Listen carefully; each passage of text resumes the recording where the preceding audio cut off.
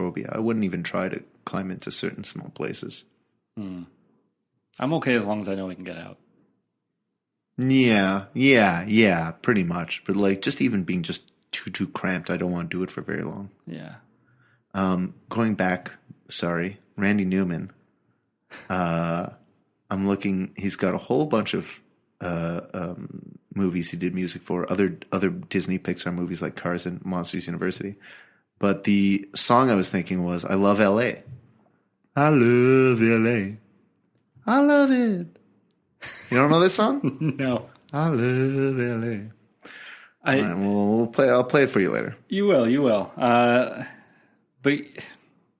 Lenny Kravitz is an American treasure. And he has also been in feature films such as The Hunger Games. Yeah, I don't understand why it was in that either. The Hunger Games 2. Yeah, same. Hunger Games 3. Probably. That's where I stopped watching. I don't know. I stopped after number 2. Saw the first one. I was like, oh, I think I see what's going on here. And then I watched the second one. I was like, oh, man, this is awful.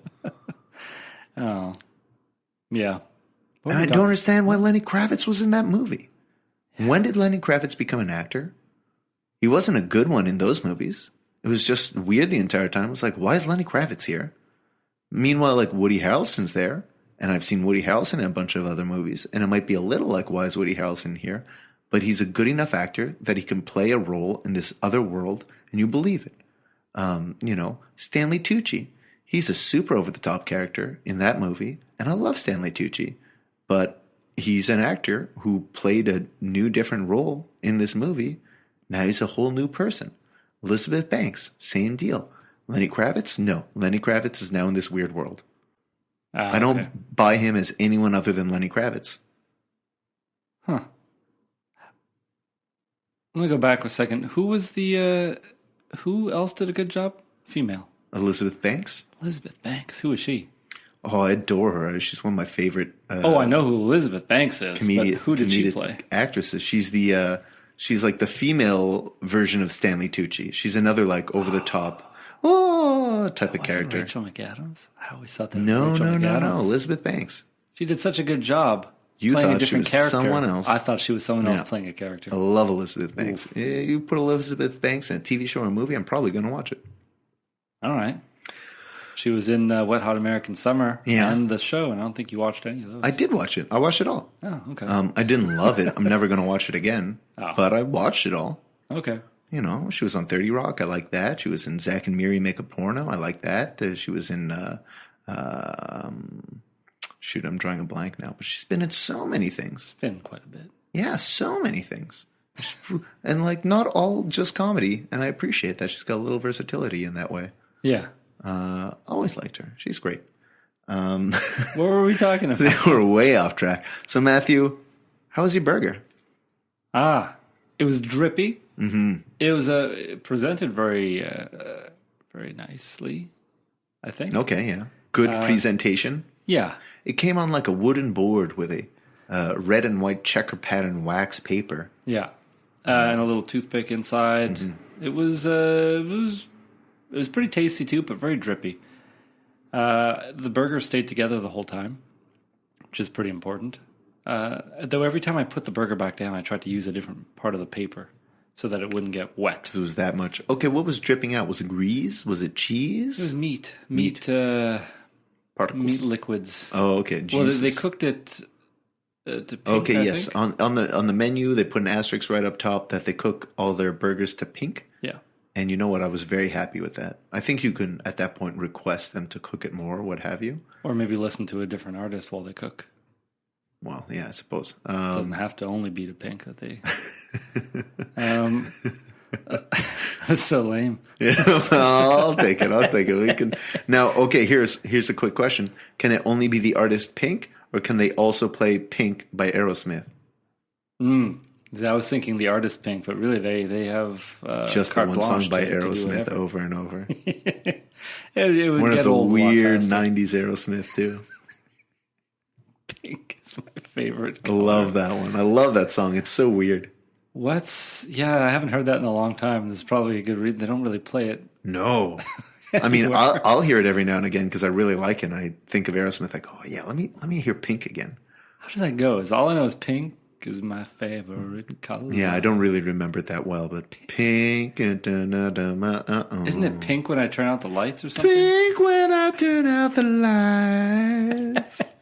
Pink when I something else right. It's a good song. I like that song. Well, I can't say it's a good song, but I like that song. There you go. Okay, back to your burger. Yes. Yeah. Pink was also the color of the tender mayonnaise. It was. I thought it would taste more like... Candy? No. Bubblegum? That's a kind of candy. Well. Yeah, maybe not. But no, more like not rhubarb. Oh, turnips. Turnips, yeah. It didn't taste like that. It tasted, no. Well, we already talked about it. Yeah, okay, sorry. Good. Sorry I like my burger. Nothing real special about it. The meat was cooked pretty well, but it had a weird... It tastes a little watery to me.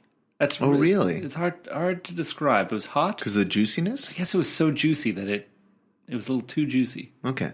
And just to be clear, it was a double patty bacon cheeseburger with like cheese on both of the patties. Yes, yeah, 2 3-ounce patties. Okay. All right. I mean, it looked real good. It looked like a real good cheeseburger, melty cheeseburger. Yeah. My burger with an egg on it. As soon as I saw that egg, I was like, "Oh man, this is gonna drip everywhere." And the lettuce and tomato are they present it open to you so you can see the egg, and you gotta sort of like carefully put your lettuce and tomato on top so you don't break your yolk right away. And then as soon as I closed it, was like, oh, this is gonna start dripping. I took a very delicate hold on it and took a bite, and a huge glob of yolk fell out. But like you ate it in the most inconvenient way for that egg. Yeah, I kind of like grabbed it and then I flipped it. And then this is what I do with most of my burgers. I flip them and eat them upside down. Okay. I don't know why I started doing this. I think it's to avoid dripping, so that if it drips out the bottom, the side. If it drips out the side, when I'm putting it back down, it's dripping out the bottom, and I set it back down. Yeah. It's a don't drip on me prevention measure. The way I hold my burger. Well, I grab it, I flip it, I take a bite, and I set it back down the same way. I could see that working, not with that runny egg, though. And that egg saw its opportunity and just leapt out, slid down your arm a little. It didn't. No, it definitely slid down my hand. Yeah. This meal needed a lot of napkins. Yeah. I was getting all kinds of yolk on my fingers, and like licking my fingers. Probably looked a little gross, Matthew. I'm sorry for that. You had to deal with that. It's okay. You've come to get used to it. So my burger had a bit of salami. I don't know if I mentioned that. Egg, yes. 6-ounce beef patty salami, less tomato. And it was delicious. I do like egg on a burger.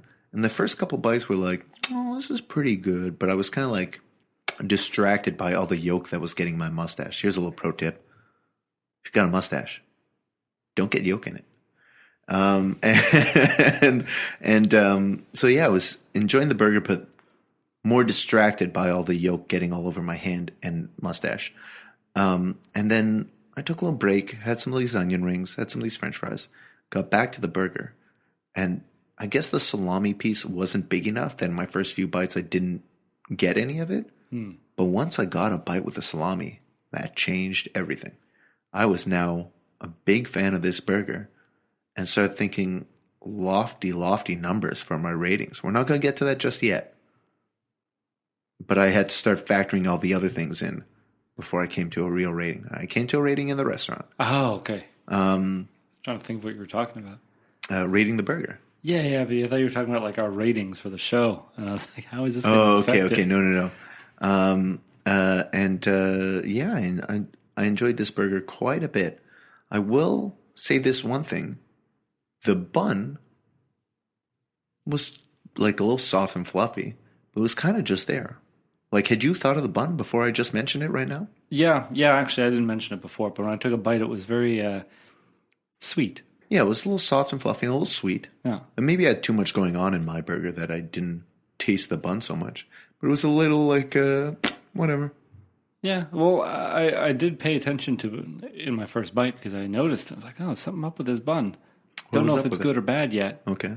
And then all my bites to follow, really just nothing jumped out at me. So the bun kind of I will say I really liked the patty, though.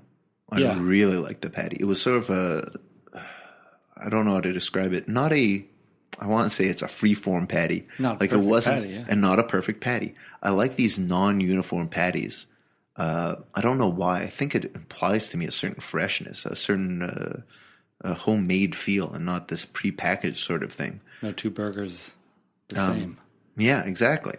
Every burger is like a snowflake. And I think it's kind of neat that this place was so close to where we went for episode 3, Cosmos. Their burgers were very similar, and I got an egg on my burger in both of them. Huh. Well, NDGs. NDGs, where the eggs are. Should be their slogan. Oh, man. But Matthew, while we were eating these burgers, not letting each other know what we thought of them just yet, saving them for the show. Yeah. We try to talk about other things, try to keep the burger conversation itself fresh. And you mentioned that you've been busy setting up your apartment. You've been living there for more than 2.5 months. How are you not set up yet? There's a lot of work to do. You gotta paint. You got to fix holes in the walls if there's any. There's not much. When I moved into this place, yeah, I had to paint and plaster the whole place. I did that in maybe the first week while I wasn't at work. During the days, I'd paint and plaster, and then at night go to work. And then maybe after a week and a half, I had everything in place. And then, within under a month, I had everything the way I liked it. Then a pipe burst and threw everything out the window. But before that, I mean, it really took maybe a month to paint, plaster, put everything in place, and appreciate what I had.